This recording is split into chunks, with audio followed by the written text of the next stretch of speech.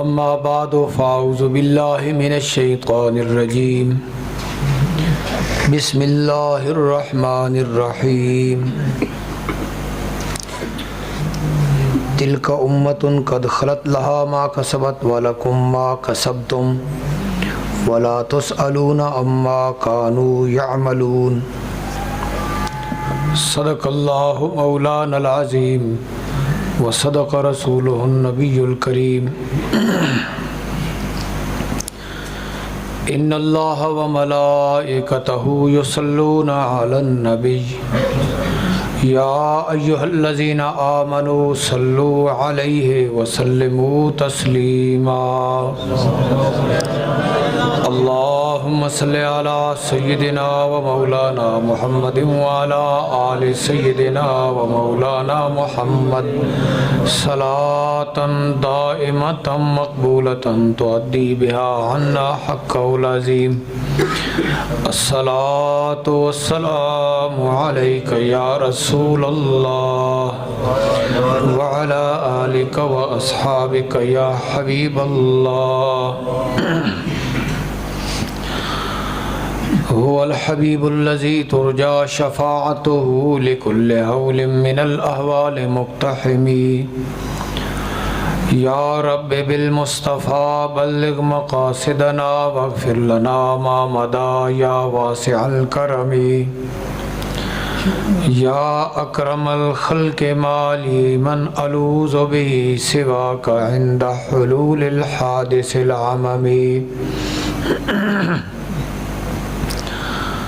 फ़इन्न मिन जूदिका दुनिया व दर्रतहा व मिन उलूमिका इल्मल लौहि वल क़लमी।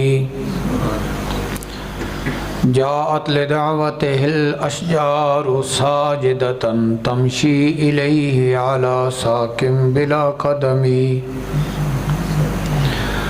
बलगल उला बिकमालिही कशफत दुजा बिजमालिही हसनत जमीअ खिसालिही सल्लू अलैहि व आलिही। मौलाया सल्लि व सल्लिम दाइमन अबदा अला हबीबिका खैरिल खल्क़ि कुल्लिहिमी व अला आलिही व अस्हाबिही अजमईन। रब्बि इश्रह ली सदरी व यस्सिर ली अमरी वहलुल उक़दतम मिन लिसानी यफ़क़हू क़ौली। मोअज़्ज़ज़ हाज़रीन सामीन, आयत करीमा का मफ़हूम समाअत फरमाएँ।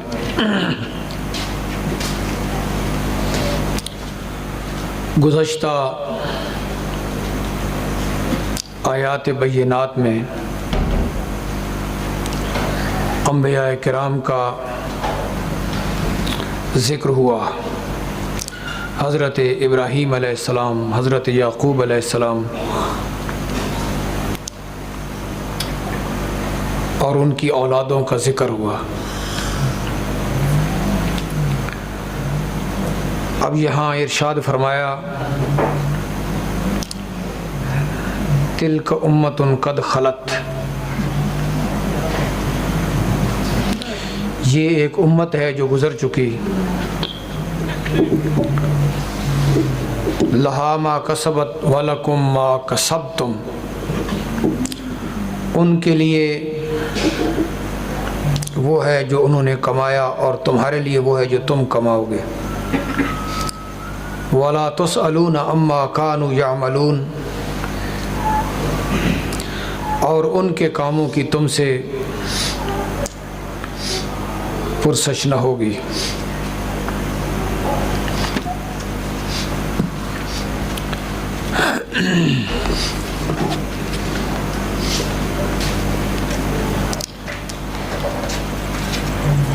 ये उम्मत जो गुज़र चुकी,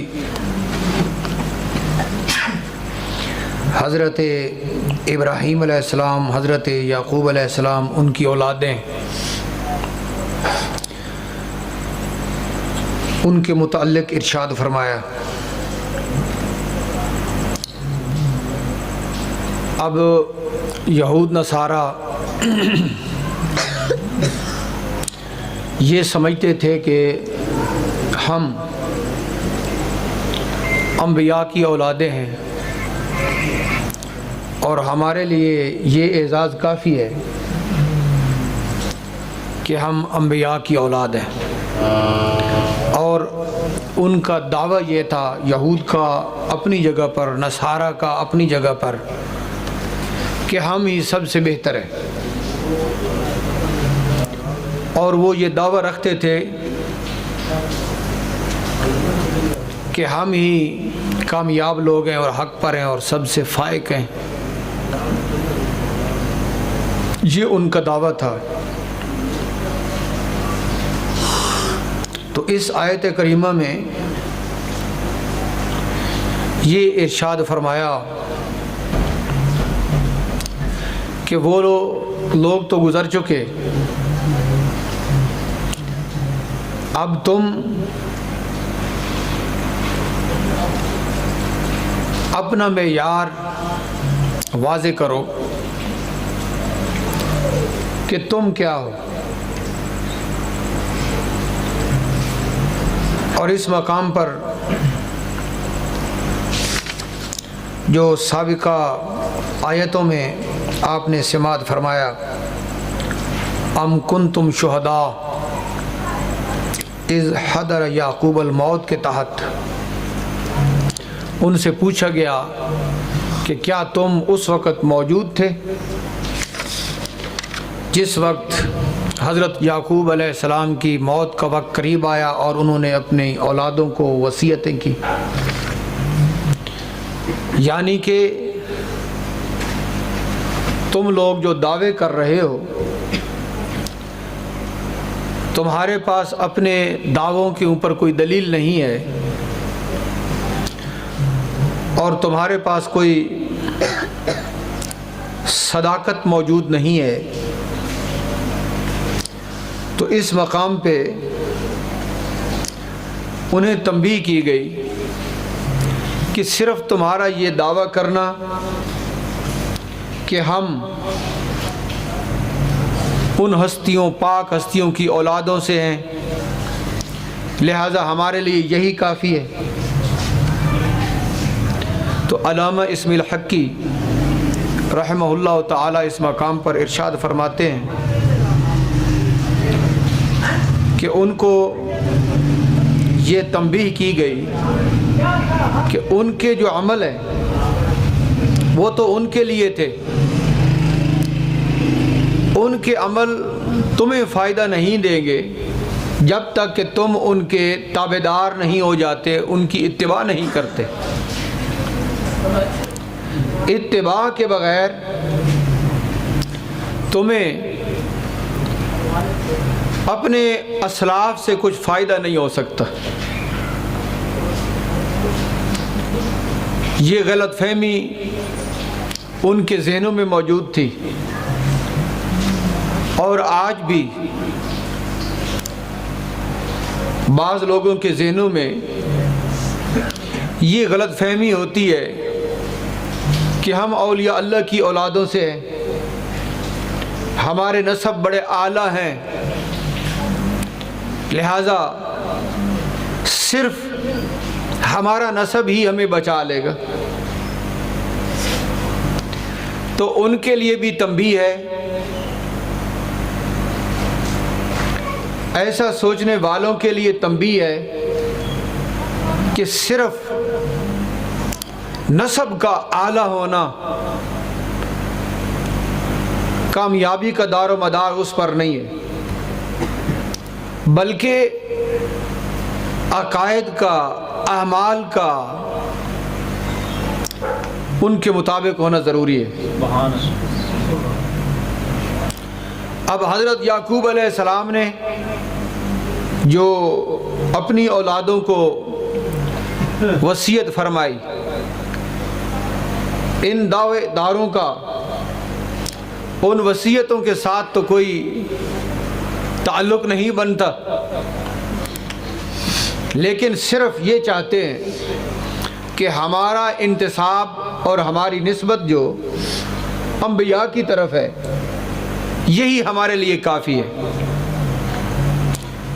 तो इन आयात बय्यनात में गुज़श्ता दर्स में जो थी और आज जो आयत है, इसके तहत अल्लामा इस्माइल हक्की फरमाते हैं कि ये उनके लिए तंबीह है कि सिर्फ नसब उनको फ़ायदा नहीं देगा जब तक कि ये उनकी कामिल इत्तिबा न करें। अब इस मकाम पर रसूल पाक सल्लल्लाहु तआला अलैहि वसल्लम का फरमान नकल फरमाया, या बनी हाशिम ला यातीन नास बिअमालिहिम व तअतूनी बिअनसाबिकुम। रसूल पाक सल्लल्लाहु तआला अलैहि वसल्लम ने अपने ख़ानदान को खिताब फरमाया कि ए बनु हाशिम, ऐसा ना हो कि लोग तो आए अमल लेकर और तुम आओ सिर्फ नसब लेकर।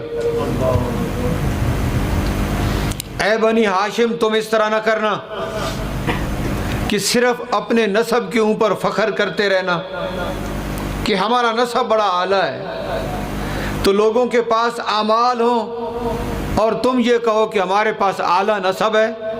रसूल पाक सल्लल्लाहु तआला अलैहि वसल्लम ने उनको तंबीह इरशाद फरमा दी कि ऐसा सिर्फ नसब का लाना तुम्हें फ़ायदा नहीं देगा जब तक कि तुम्हारे अमल जो है वो दुरुस्त न होंगे। और फिर इरशाद फरमाया, मन अब्ता भी अमलहु लम युस्र भी नसबहु। वो शख्स के जिसके अमलों ने उसको पीछे कर दिया, यानी अमल ठीक न थे, जब अमल ठीक न थे तो आमाल ने उसको पीछे कर दिया, तो जिसके अमलों ने पीछे कर दिया उसको उसका नसब आगे नहीं ले जाएगा। जिसको अमल पीछे ले गए उसका नसब उसको आगे ना ले जाएगा। यानी कि नसब के साथ साथ आमाल का दुरुस्त होना ये ज़रूरी है। हाँ, नसब के साथ जब अमल दुरुस्त होंगे तो फिर नसब भी फ़ायदा देगा और जो अमल हैं इनका भी फ़ायदा होगा और ये दूसरों से कई गुना आगे तरक्की कर जाएंगे। अमल बेहतर, और जब ये नसब के साथ बेहतर अमल मिलेंगे तो ये बहुत आगे निकल जाएंगे। लेकिन सिर्फ नसब ये फ़ायदा न देगा। अब हमारा जो अलमिया है इस दौर का, आप देख रहे हैं कि वो यही है कि अक्सर और बेशतर जो पाक हस्तियों की औलादें हैं उनके अमल ठीक नहीं है, अक्सर के अकायद ठीक नहीं है, अमल ठीक नहीं है, लेकिन उनको ये फ़ख्र है कि हम बड़ी आला हस्ती और अल्लाह की वली की औलाद से। जब अंबिया किराम ने ये फरमा दिया, नबी पाक अलैहिस्सलातु वस्सलाम ने अपने ख़ानदान को ये इरशाद फरमा दिया कि तुम अगर सिर्फ नसब लेकर आओगे तो तुम्हें फ़ायदा नहीं होगा, तो और किसी की क्या मजाल है कि वो सिर्फ नसब लेकर आए और उसका काम बन जाए। और हमारा माहौल भी नसब परस्त बड़ा है,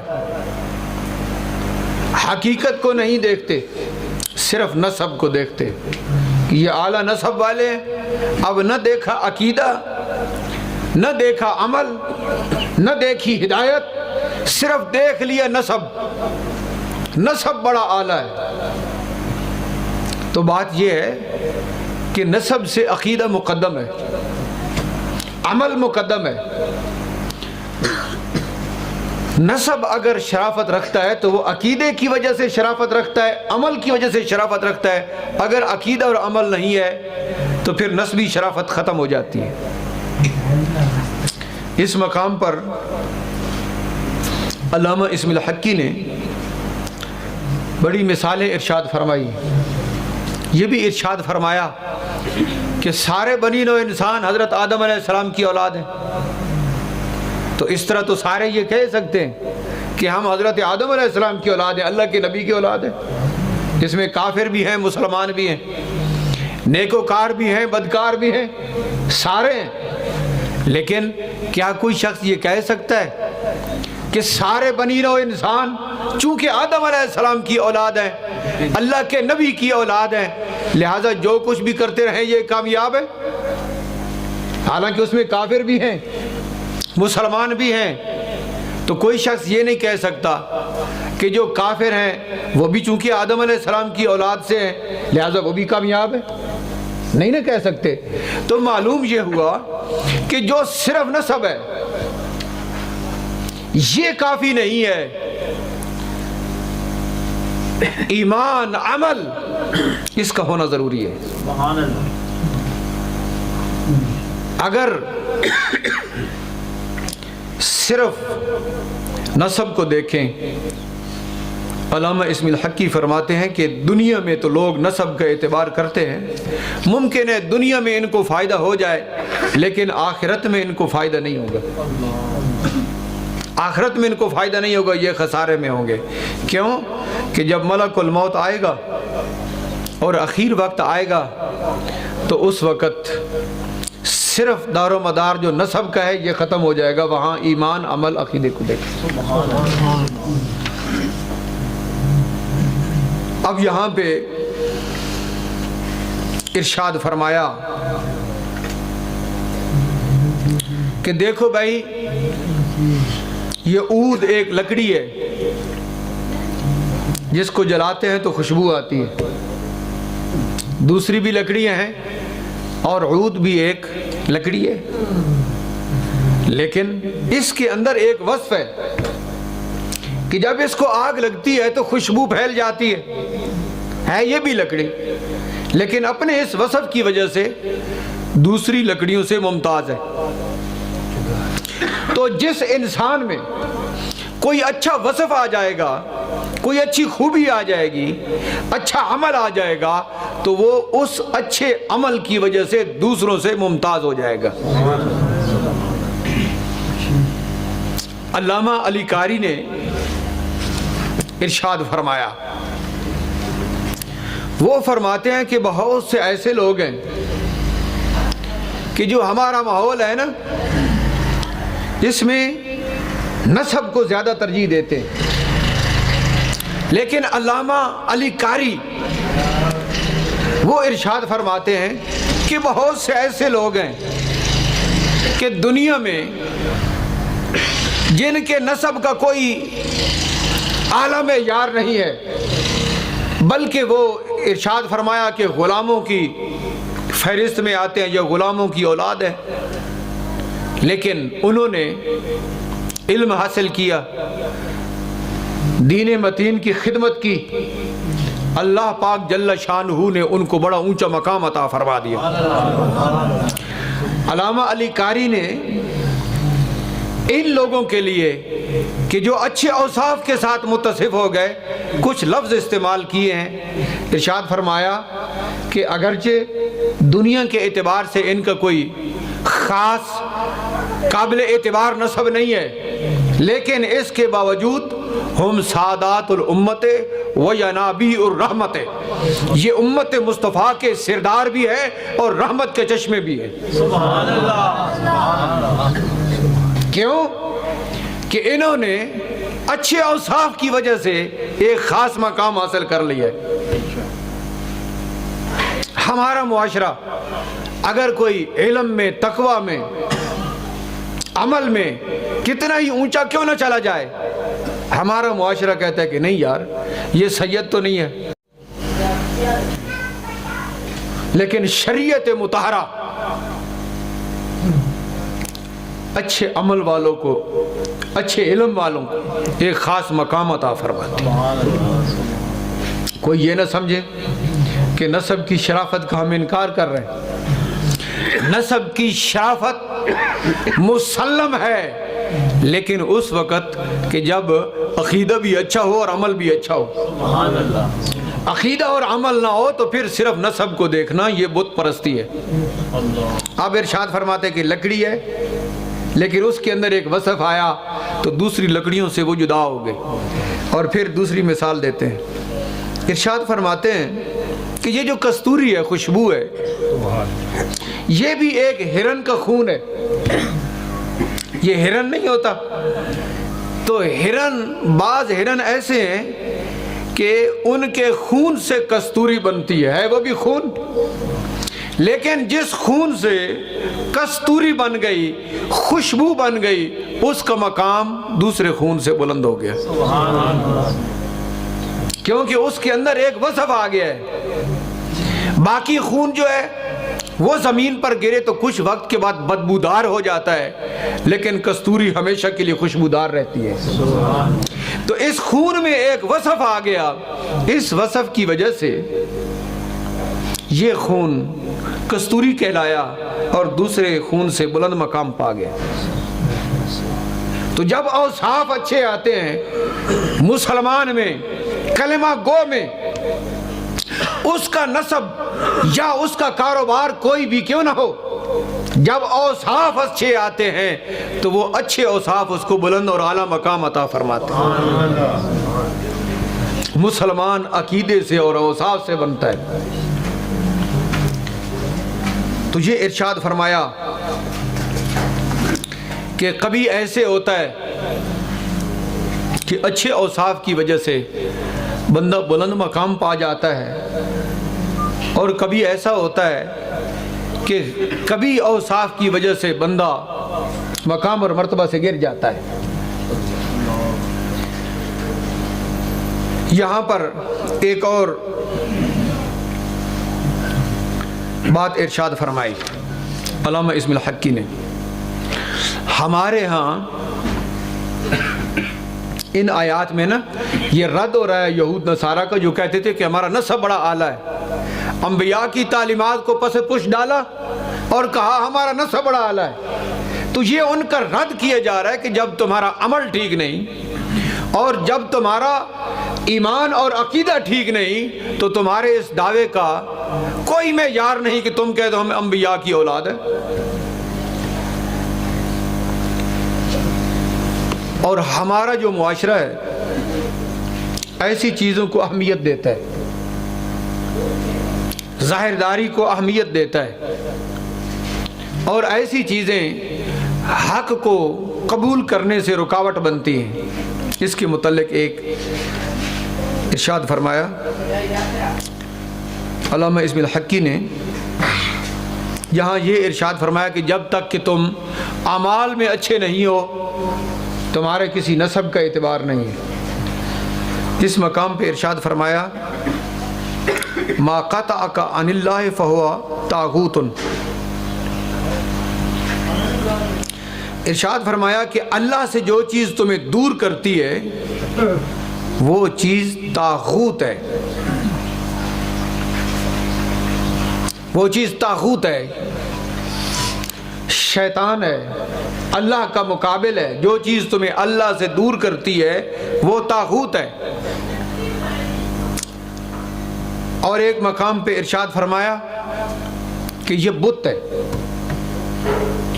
तो जो चीज़ हक़ को कबूल करने से रुकावट बने वो तो ताग़ूत शुमार होती है, वो बुत शुमार होती है, वो हकीकत शुमार नहीं होती हक़ को कबूल करने से। अब हमारा मुआशरा आप देखते हैं कि कलमा हक़ जो है सुनकर समझना, अमल करना, इसके लिए इन्होंने एक और मेयार बनाया हुआ है, और कलमा हक़ को कबूल करने से इनके सामने रुकावटें, और ये जो रुकावटें हैं यही रुकावटें ताग़ूत हैं और यही रुकावटें बोते हैं। अल्लाह पाक जल्ल शानु उम्मत मुस्लिमा को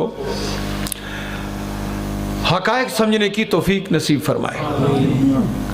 कभी भी कलमे हक़ के सामने कोई रुकावट आयल नहीं होनी चाहिए कि हक़ बात है उसको कबूल कर लो। और सबसे बड़ी बात यह है कि बंदा हक़ को कबूल करे, हक़ बयान करे, हक़ सुने और हक़ को कबूल करे।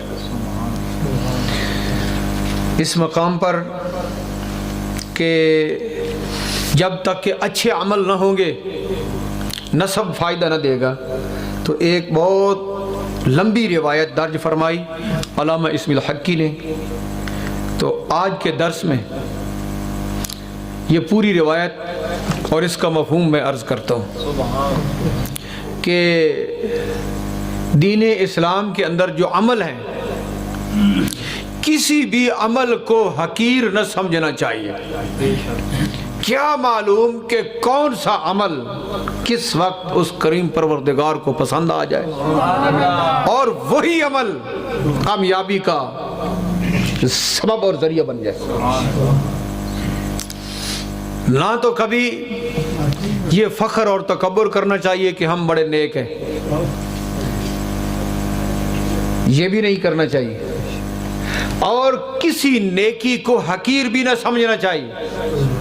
यानी बंदा मोमिन हर वक्त वो इस तलाश में रहे कि जो अच्छा अमल है वो मैं करूं,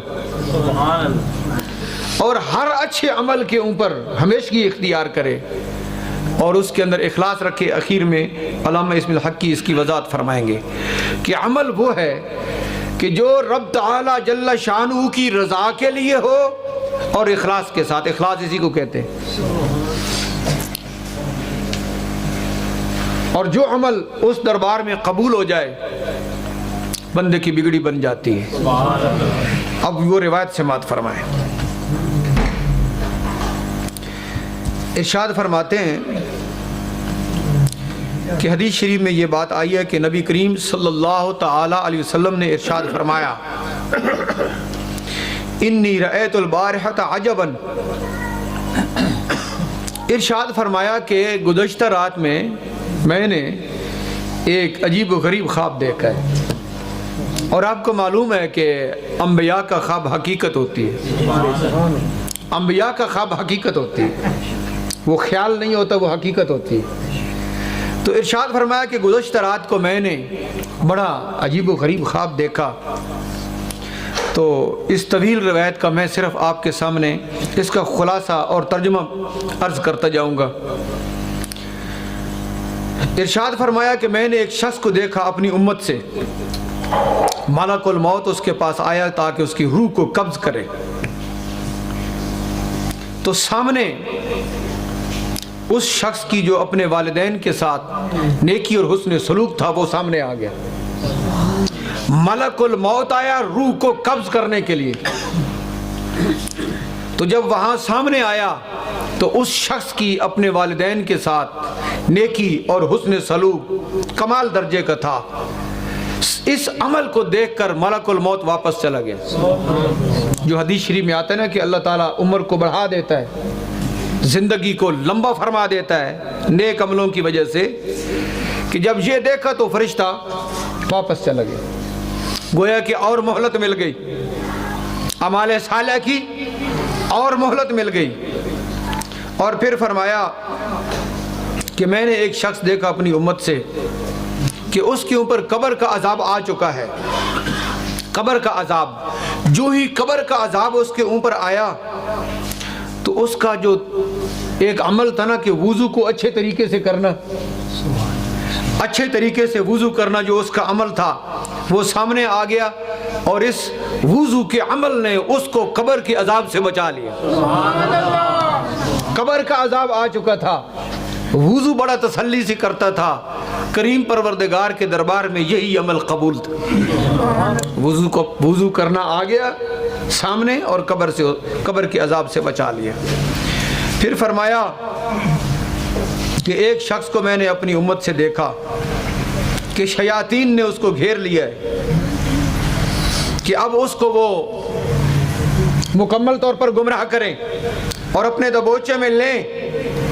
तो वो जो मुखलिस होकर अल्लाह का जिक्र करता था वो सामने आ गया और उसने बचा लिया। अल्लाह का जिक्र करना ये अमल सामने आया और उसने इसको आके बचा लिया। और फिर फरमाया कि मैंने एक शख्स को अपनी उम्मत से देखा कि अजाब के फरिश्ते आ चुके थे, तो उसका अच्छे तरीके से नमाज पढ़ने वाला अमल सामने आ गया। वो जो नमाज पढ़ता था ना, ये नमाज पढ़ना सामने आ गया और इस नमाज वाले अमल ने इसको अजाब वाले फरिश्तों से बचा लिया। फिर मैंने एक शख्स को अपनी उम्मत से देखा कि प्यास से उसकी ज़ुबान बाहर आ चुकी है। जब भी पानी पीने के लिए हौज़ पे आता है तो उसको वापस कर दिया जाता है। तो उसका रोज़े वाला अमल सामने आ गया। जब रोज़े वाला अमल सामने आ गया तो उसको हौज़ से मुकम्मल पानी पिला दिया गया। अब ये अमल की बात हो रही है कि जब अमल अच्छे होंगे तो फिर सब कुछ काम आएगा। जब अमल नहीं होंगे तो फिर सिर्फ उम्मीदें रखना अमल के बगैर, ये पहले दर्स में बात आ चुकी है कि ये उम्मीदें झूठी हो जाती हैं कि अमल के बगैर उम्मीदें रखना, अमल न करना और उम्मीदें रखना कि रब ताला जल्ला शानु हमें अता फरमाएगा। इरशाद फरमाया, फिर मैंने एक शख्स को देखा अपनी उम्मत से, अंबिया किराम मौजूद हैं, और वो शख्स जब भी करीब आता है तो उसको पीछे कर दिया जाता है, यहाँ तक कि वो जो अच्छे तरीके से गुस्ल जनाबत करता था ना, ये अमल सामने आ गया और उसको निजात मिल गई। किसी भी अमल को शर्फ कबूलियत मिलता है वो निजात का सबब बन जाता है। तो इरशाद फरमाया कि उसका गुस्ल जनाबत अच्छे तरीके से करना, ये अमल सामने आ गया तो यहाँ तक कि उसको इज्जतों से नवाजा गया। फिर मैंने एक शख्स को देखा कि जिसके सामने भी अंधेरा है, पीछे भी अंधेरा है, दाएं भी अंधेरा है, बाएं भी अंधेरा है, ऊपर भी अंधेरा है, नीचे भी, बिल्कुल अंधेरों में वो घिरा हुआ है और वो परेशान है। यहाँ तक कि उसका हज करना और उम्रा करना ये अमल आ गया और अंधेरों से उसने निजात दे दी और उसको नूर अता हो गया।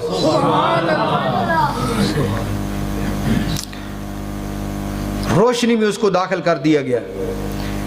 फिर इरशाद फरमाया कि मैंने एक शख्स को अपनी उम्मत से देखा कि वो लोगों से बात करता है, मोमिनों से, मुसलमानों से बात करता है, लेकिन उसके साथ कोई बंदा बात करने के लिए तैयार नहीं है।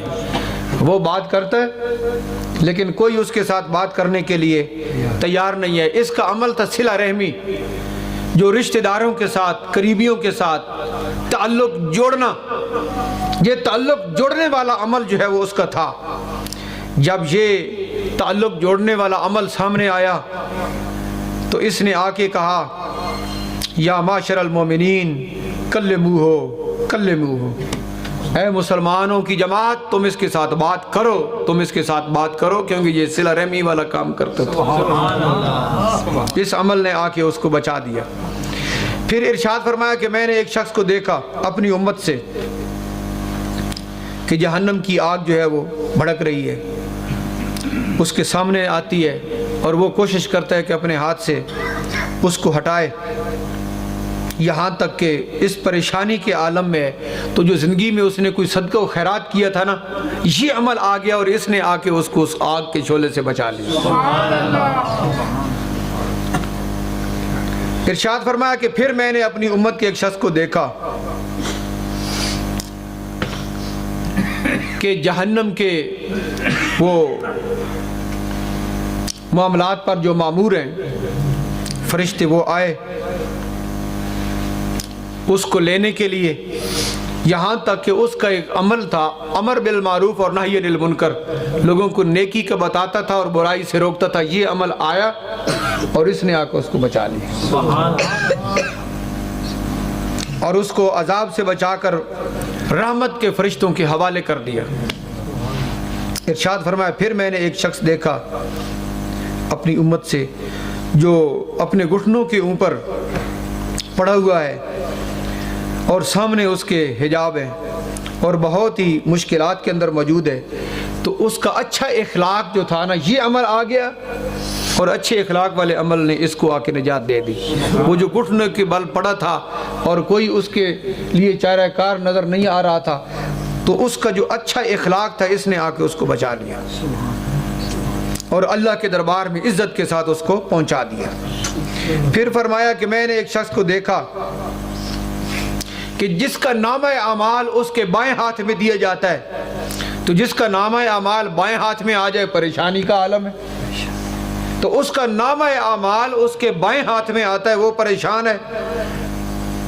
वो कभी उसने अपने दिल में अल्लाह का जो खौफ लाया था ना, ये अल्लाह के खौफ की वजह से किसी काम को छोड़ना या अल्लाह की खौफ की वजह से अच्छा काम करना, वो अल्लाह का जो खौफ उसके दिल में कभी आया था, ये अमल सामने आ जाएगा और उसको बचाएगा। और अब नामा अमाल उसके दाएं हाथ में दे दिया जाएगा। और फिर मैंने अपनी उम्मत से एक शख्स को देखा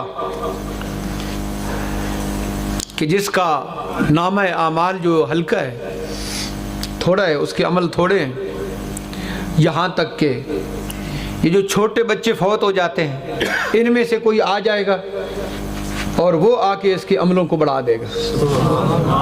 फिर मैंने अपनी उम्मत के एक शख्स को देखा जो जहन्नम के किनारे पर खड़ा है और बड़े खौफ का आलम है। तो ऐसी सूरत हाल में अल्लाह का खौफ इसको बचा लेगा, इसको भी अल्लाह का खौफ बचा लेगा।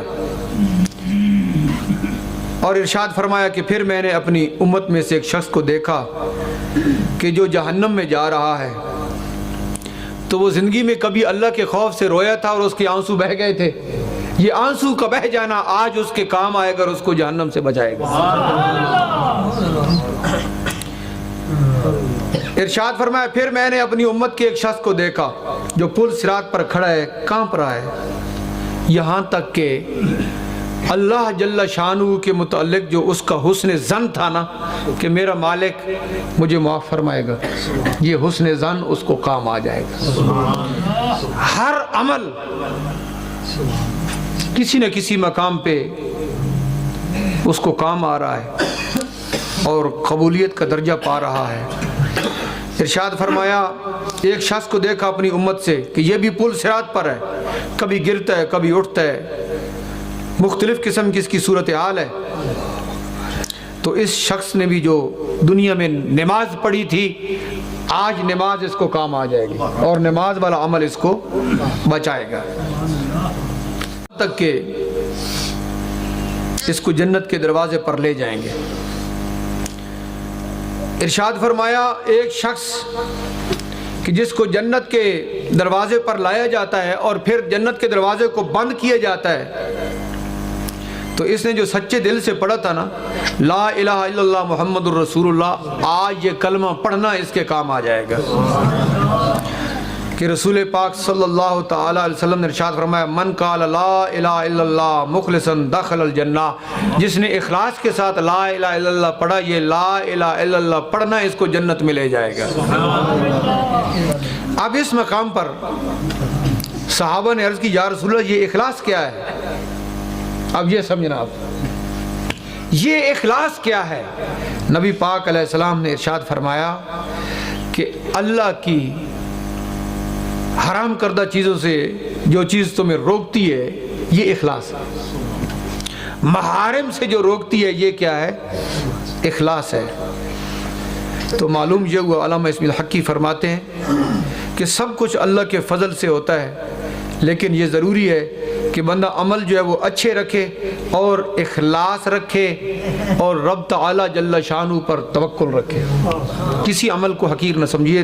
तवील रिवायत ये पहले कई दफ़ा आई है लेकिन मैंने इसको बयान नहीं किया, तो आज के दर्स में मेरा ये इरादा था कि इस पूरी रिवायत को बरकत के लिए मुकम्मल तौर पर आपके सामने पढ़ दूँगा। खालिक़ कायनात जल्ला शानू इस रिवायत मुबारक की बरक़ात हमें नसीब फरमाए। और इसमें जो सबक है वो ये है कि सिर्फ़ नसब के ऊपर घमंड न करना चाहिए, सिर्फ नसब के ऊपर दारोमदार न रखना चाहिए कि हम फ़लाँ हस्ती की औलाद से, जबकि अंबिया किराम ने इरशाद फरमा दिया कि सिर्फ नसब तुम्हें काम नहीं देगा, तो फिर किसी और का नसब किसी को क्या काम दे सकता है। बरह रास्त अंबिया ने अपनी औलादों को तंबीह फरमा दी कि दारोमदार सिर्फ नसब पे न रखना। इसलिए बुज़ुर्गान दीन की जो औलादें हैं वो भी सिर्फ नसब के ऊपर दारोमदार न रखें, बल्कि अपने आबा के जो अकायद हैं और उनके जो अमल हैं और उनका जो तकवा और परहेजगारी है और दीन मतीन की जो खिदमत हैं उनको वो अपनाएं और उम्मत मुस्तफ़ा की रहनुमाई करें, दीन की खिदमत करें, अपने वक्त को ज़ाया न करें और फिर ज़ाया करके इस किस्म की उम्मीदें न रखें कि हम बड़ी हस्ती की औलाद है लिहाजा हम बख्शे जाएंगे, और आवाम भी ये न समझे कि लिहाजा ये बड़ी हस्तियों की औलादें हैं लिहाजा ये जो कुछ भी करते रहे इनको माफ़ है, और फिर भी उनकी कदर करते रहे और उनके पीछे चलते रहे। इस वजह से ये अपने अकायद को भी ख़राब कर बैठेंगे और अपने अमलों को भी ख़राब कर बैठेंगे। तो अच्छा अकीदा देखना, अच्छा अमल देखना, ये हर मुसलमान का मेयार होना चाहिए। और इस तवील रिवायत में आपने देखा कि जो भी अमल है इखलास के साथ है, मालूम नहीं कौन सा अमल उस करीम परवरदिगार की नज़र में कबूल हो जाएगा, और जो कबूल हो गया उसी से बिगड़ी बन जाएगी। तो किसी अमल को छोड़ना न चाहिए, जहाँ तक के ताकत है तमाम जो अच्छे अमाल हैं उनको अपनाना चाहिए, अच्छे अकीदे के साथ, इखलास के साथ, अच्छे नज़रिए के साथ, ताकि अल्लाह पाक जल्ला शानहू की रज़ा हासिल हो सके। मुअज़्ज़ज़ सामीईन, अल्लाह पाक जल्ला शानहू हमें कुरान हकीम की हिदायत नसीब फरमाए, इसका नूर नसीब फरमाए। एक बात मेरे जहन में कि किसी मजहबी रहनुमा से इन दिनों में पूछा गया कि आप लोग भी दीन की तबलीग करते हो और लोग भी दीन की तबलीग करते हैं, लेकिन क्या वजह है कि मुसलमानों के अंदर आपस में इख्तिलाफ है, और कैसे पता चलेगा कि सही कौन है और गलत कौन है? ये एक मजहबी रहनुमा से सवाल हुआ, और फिर मीडिया में आपको पता है कि फिर पूरी दुनिया पर घूमता है। तो वो कहता है कि आप लोग सीरत का मुताला करें, आपको पता चल जाएगा कि सही कौन है गलत। सवाल ये था कि कौन सही और कौन गलत है। सारे लोग यही कहते हैं कि हम दीन की तबलीग कर रहे हैं, गलत कौन है और सही कौन है? तो वो जवाब देता है कि सीरत का मुताला कर लो, तुमको पता चल जाएगा कि सही कौन है और गलत कौन है। ये जवाब गलत है, सही नहीं है। तबीब के पास कोई मरीज़ जाए कि मैं बीमार हूँ, कौन सा इलाज करूँ? तो वो कहे कि मेडिकल स्टोर पर चले जाओ, वहाँ से देख लो, जो दवाई अच्छी लगे तुम ले लेना। फिर तेरे पास क्यों आया? सीरत का या कुरान और सुन्नत का मुताला करके हकीकत तक पहुँचना ये हर एक के लिए मुमकिन नहीं है। अगर ऐसा होता कि सीरत का मुताला करके या कुतुब का मुताला करके बंदे को हिदायत मिल सकती है तो फिर सारे घर बैठे हिदायत ले लेते। तो इसका ये जवाब नहीं है कि पूछा गया है कि हिदायत पर कौन है तो ठीक है, जाओ तुम खुद ही सीरत का मुताला करो और तुम्हें पता चल जाएगा कि हिदायत पर कौन है। तो याद रखना, इसका सही जवाब ये है, जब कोई पूछता है, साइल इस किस्म का सवाल करता है, तो उसका जवाब ये है कि तुम औलियाए कामिलीन की तालीमात को अपनाओ। वो लोग कि जिन्होंने हक को पहचान लिया है और वो रहनुमा और मुक्तदा बन गए हैं, जो इमाम हैं, जो औलिया अल्लाह हैं, उन्होंने हमारे लिए दीन इस्लाम का सच्चा राह वाज़ेह फरमा दिया है। भाई हक कौन है और बातिल कौन है, ये कहना कि तुम खुद मुताला करके हक और बातिल को पहचानो, ये मुमकिन नहीं है।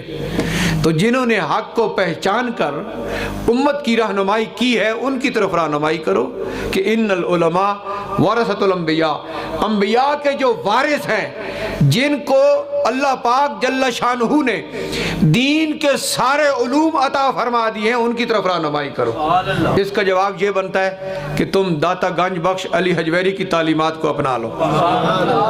अगर कोई पूछता है ना कि हक कौन है और बातिल कौन है, तो ये नहीं कि तुम कुरान पढ़ो तुम्हें हक पता चल जाएगा, तुम सीरत पढ़ो तुम्हें हक पता चल जाएगा। तो कैसे पता चलेगा? अगर पता चलता तो वो पूछता क्यों है? तो इसका जवाब यह है कि अल्लाह पाक ने जिन हस्तियों पर हक को वाज़ेह फरमा दिया है, तुम उनकी ताबेदारी करो, औलियाए कामिलीन की ताबेदारी करो, तुम्हें हक पता चल जाएगा।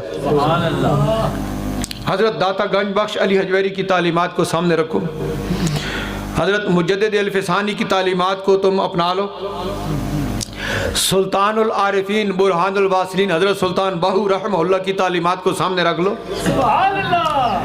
सैयदना हज़रत पीर मेहर अली शाह की तालीमात को सामने रख लो, आला हज़रत अजीमुल बरकत इमाम अहमद रज़ा की तालीमात को सामने रख लो।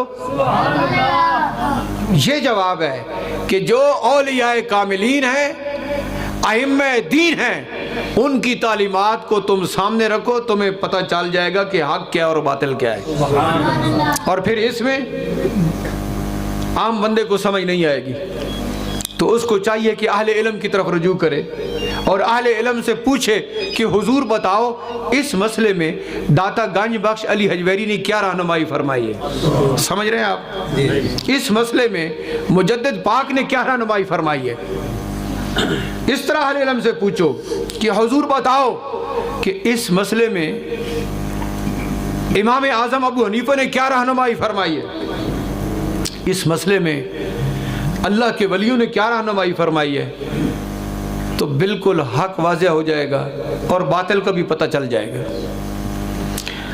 तो ये वो हक़ाइक़ हैं जिनकी तरफ आपको मुतवज्जे करना ज़रूरी है। कमोबेश तमाम दुरूस में ऐसा मफ़हूम आपके सामने आता रहा है और अल्हम्दुलिल्लाह ताला हमारे दर्स कुरान का जो पहला पारा है ये ख़त्म होने वाला है। मैं कोशिश करूँगा कि आने वाले दर्स में पहले पारे को मुकम्मल तौर पर जो है ना इसकी तफसीर खुलासतन बयान कर दूँ और पहला पारा हमारे दर्स कुरान में ख़त्म हो जाए। अल्लाह पाक जल्ल शानु हमें अमल और समझ की तौफीक नसीब फरमाए। व आखिरु दावाना अनिल हम्दुलिल्लाहि रब्बिल आलमीन।